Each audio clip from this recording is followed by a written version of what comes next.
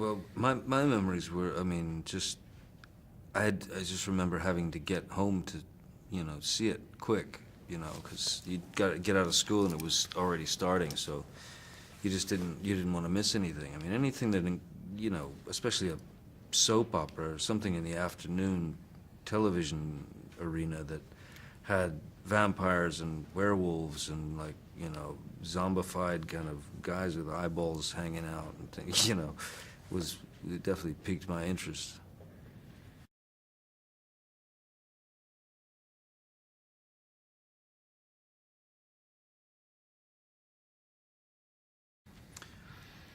It all came together finally. I mean, initially, we had our little, just kind of, like we always do, just normal, just conversations, talking on set, years before, and then the project was around David Kennedy after Dan Curtis had passed away, and David Kennedy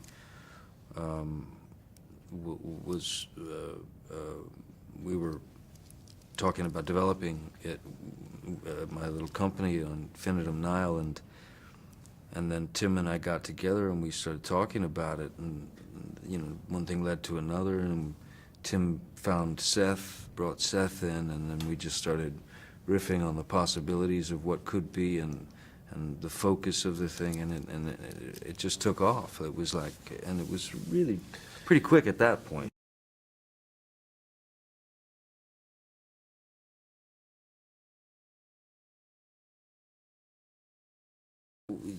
As Tim had said earlier, it really sums it up. He's like, the reluctant vampire, but it's this, extremely well-educated, elegant being from the 18th century who, cursed to be a vampire, locked in a box for 200 years, and then thrown into quite possibly one of the weirdest periods of human existence. I mean, 1972 was a very strange time, so that's why, Tim chose 72 as like the idea of like all this weird stuff going on, was, like pet rocks and macrame owls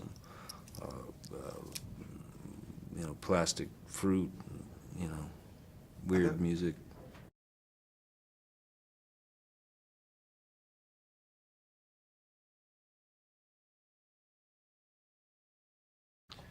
I enjoyed it. I mean, as the character, I mean, to experience things for the first time, I mean, to experience, well, what would he make of a television, set? I mean, which is what we, portrayed in the film. My God, there's this little woman inside this box, and she, this is some kind of strange magic. I have to get her out of there. Or seeing a lava lamp and thinking it's a pulsating blood urn. Or that was the fun of the character. Just being able to experience these things that we accept as everyday kind of normalcy.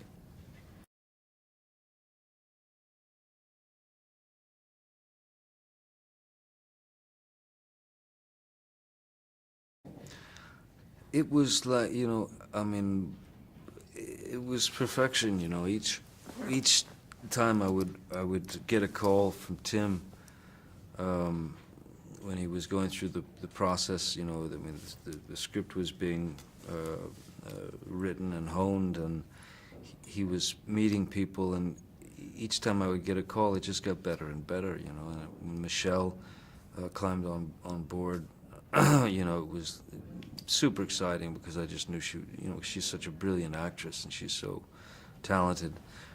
Then Eva Green, who has this wonderful,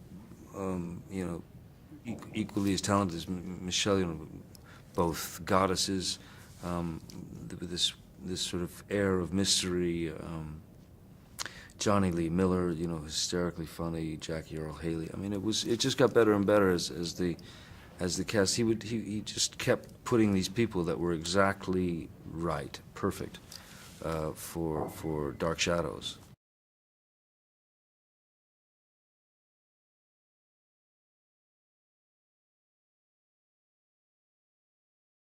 It was astonishing. I mean, Rick and Tim have worked together, on and off for many years, known each other for a long, long time. I've had the the great opportunity of working with Rick Heinrichs a number of times myself, and he just truly outdid himself on this. It was magnificent. It was beyond. I'd never seen sets like that.